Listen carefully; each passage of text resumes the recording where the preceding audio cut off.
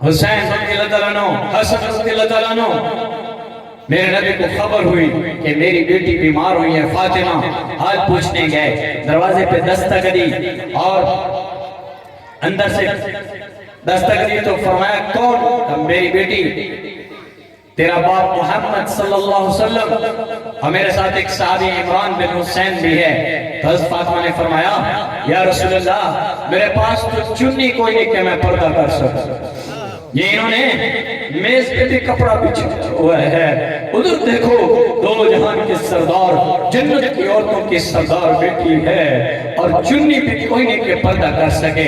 میرے نبی نے اپنے کندھے سے چادر اتاری، اندر دی کہ بیٹی سے پردہ کرو، اندر گئے، حال پوچھا بیٹی کیا حال ہے؟ حضرت فاطمہ فرمانے لگی یا رسول اللہ جب بیماری تھی تو دوائی کوئی نہ تھی، اب بھوک ہے تو 3 دن ہو چکے ہیں روٹی کوئی نہیں۔ آپ نے دیکھا دونوں شہزادے حسن حسین وہ نڈال میں پڑے، تو میرے نبی نے فرمایا میری بیٹی میرے بچوں کو کیا ہوا ہے؟ یا رسول اللہ انہوں نے بھی 3 دن سے کچھ نہیں کھایا، بچوں کو کہاں سے کھلاؤں؟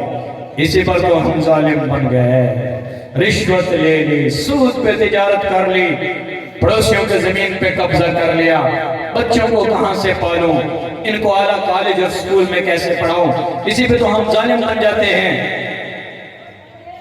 ادھر دیکھو شہزادے ہیں سید شباب اہل الجنہ الحسن والحسین، میرے نبی نے فرمایا میرے یہ دونوں بچے جنت کے نوجوانوں کے سردار ہیں۔ آپ نے فرمایا میری بیٹی فاطمہ سیدۃ النساء اہل الجنہ، جنت کی عورتوں کی سردار ہے، لیکن یہ دیکھو کیا ہو گیا ہے، 3 دن گزر چکے ہیں، ایک لقمہ بچوں کے منہ میں نہیں گیا۔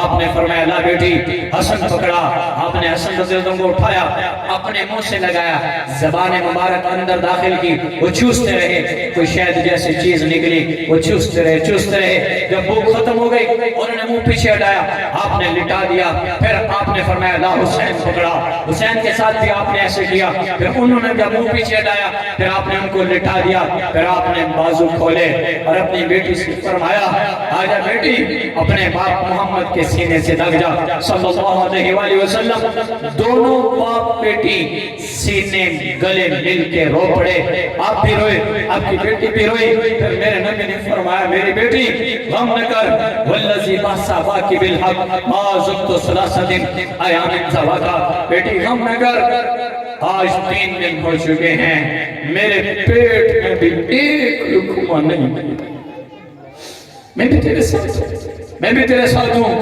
غم نہ کر بیٹی، اس کے بدلے میں میرے اللہ نے تجھے جنت کی عورتوں کی سردار بنا دیا۔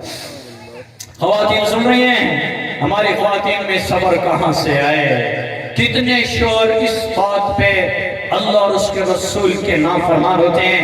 بیوی کہتی ہے جتھو لے گیا، میں نے جتے کو پڑا چاہیے، میں نے چنگا کھانا چاہیے، میرا کوٹھا چنگا ہونا چاہیے، میرا محل سونا ہونا چاہیے، جہاں سے لے کر آؤ مجھے نہیں پتا، میری بھوک بجھاؤ۔ یہ عورتیں شوہر کو بنا بھی سکتی ہیں، بگاڑ بھی سکتی ہیں۔ میں اپنی بہنوں سے درخواست کر رہا ہوں اپنے شوہروں کو ان کی استعداد کے مطابق زندگی گزارنے کی دعوت دو، استعداد سے بڑھ کے نہ دو، بھوکے رہ جاؤ کوئی بات نہیں، گھی نہیں ہے، سالن نہیں ہے، روٹی کھا لو، اور بجلی کا بل نہیں ہے، میٹر کٹ ہے، دیے جلا کے بیٹھ جاؤ، ان قریب میرا اللہ فرمائے گا وَسُقَاهُمْ رَبُّهُمْ شَرَابًا طَهُورًا، آؤ آج تمہیں تمہارا رب اپنے ہاتھوں سے شراب پلاتا ہے۔ وہ دن دور کوئی نہیں ہے، بہت قریب ہے۔ سارے مجمع سے درخواست کر رہا ہوں بھائیو اپنے نبی کی زندگی کو لاؤ، زندگی میں زندہ کرو، پورے معاشرے میں سنتیں عام ہوں، ہر چہرے پہ میرے نبی کی سنت ہو، ہر سر پہ میرے نبی کی ٹوپی ہو، عورتیں پردے میں چھپ جائیں، بچے نیک ہو جائیں، صبح سے روز سویرے گھر میں قرآن کی تلاوت ہو، بچے مساجد میں جائیں، آپ بھی مساجد میں جائیں اور 5 وقت کی نماز پڑھیں۔ میرے نبی نے آخری وصیت فرمائی تھی جاتے ہوئے میری امت نماز نہ چھوڑنا، پڑھ سو 5 نماز نہ چھوڑنا، نماز عورتیں جو عورت نماز نہیں پڑھتی اس کے ہاتھ کا کھانا تو شوہر کھاتا ہے، وہ خود بے نمازی بن جاتی ہے۔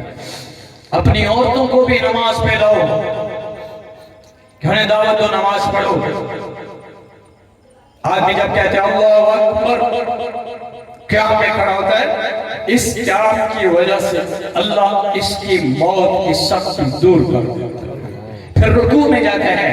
عورت و مرد جب رکوع میں جاتے ہیں، جتنا وزن ان کے جسم کا ہوتا ہے اتنا سونا صدقہ کرنے کا ثواب ملتا ہے. پھر رکوع سے اٹھتے ہیں، اللہ ان کو محبت سے دیکھتا ہے. پھر یہ سجدے میں جاتے ہیں، یہ سجدے میں جاتے ہیں، اللہ عرش تک سارے دروازے کھول دیتا ہے. پھر سجدے سے اٹھ کر تیار میں بیٹھتے ہیں، اللہ ان کو صابرین میں شامل کرتا ہے. پھر جب یہ سلام پھیرتے ہیں اور سلام کے بعد نماز ختم کر لیتے ہیں، اس وقت ان کے سارے گناہ اللہ دھو چکا ہوتا ہے. کوئی فضیلت ہی نہیں سمجھتی. ارے نماز تو اللہ سے مانگنے کا ذریعہ ہے. اوروں کے در پہ نہ جاؤ، کوئی مسئلہ ہو پہلے نفل پڑھو، 2 رکعت پڑھو، اللہ سے مانگو، پھر آگے اسباب کے لیے سفر کرو. میرے نبی کی آخری وصیت ہے نماز نہ چھوڑنا، نماز نہ چھوڑنا. تو سب سے درخواست کر رہا ہوں بھائیو، 5 وقت نمازی بن جاؤ، اپنی عورتوں کو بھی نمازی بناؤ، خود بھی نمازی بن جائیں. کوئی بندہ نماز نہ چھوڑے. ہم تبلیغ والے یہ راتوں کے پروگرام میں بہت گھساتا ہوں، اس سے صبح لوگوں کی نماز رہ جاتی ہے اور گناہگار یہ بولنے والا ہو کے چلا جاتا ہے جو ساری رات لوگوں کو لے کے بیٹھتا ہے. اسے یہ نہیں پتا صبح کتنے لوگ نیند میں پڑے رہ گئے، ان کی نماز کے جانے کا ذمہ دار یہ بن جاتا ہے. اس لیے تبلیغ والے کہا کرتے ہیں عشاء کی تعلیم کے بعد سو جاؤ کہ یہ میرے نبی کی سنت ہے. لیکن چونکہ ہمارا سسٹم الٹا ہوا پڑا ہے تو حاضری لگوانی پڑتی ہے. میں سب سے درخواست کر رہا ہوں اپنی زندگیوں کو رخ بدلو. میرے نبی کی آخری وصیت ہے او ما ملکت ایمانکم، نوکروں کے ساتھ مطابقوں کے ساتھ اچھا سلوک کرو. ماں باپ زندہ ہیں ان کی قدر کرو، ان کے ساتھ محبت سے پیش آؤ. اور بہن بھائی آپس میں لڑے ہو صلح کر دو، بھائی بھائی لڑے ہو صلح کر لو. اور بعض اوقات چونکہ ہمارا معاشرہ ایسا ہے، جوائنٹ فیملی سسٹم ہے، ایک ہی جگہ سارے رہتے ہیں ایک گھر میں، تو ساس اور بہو کی نہیں بنتی. یہ بھی بڑا عجب المیہ ہے، نہیں بنتی. لیکن بہو کبھی بیٹی بن نہیں سکتی چونکہ ساس اسے بیٹی نہیں سمجھے گی، اور ساس کبھی بہو کے لیے ماں بن نہیں سکتی، وہ ساس ہی رہتی ہے. لیکن دل کی دنیا پہ محنت کی جائے، یہ رشتہ ماں بیٹی کی طرح ہو جائے تو گھر آباد ہو جاتے ہیں.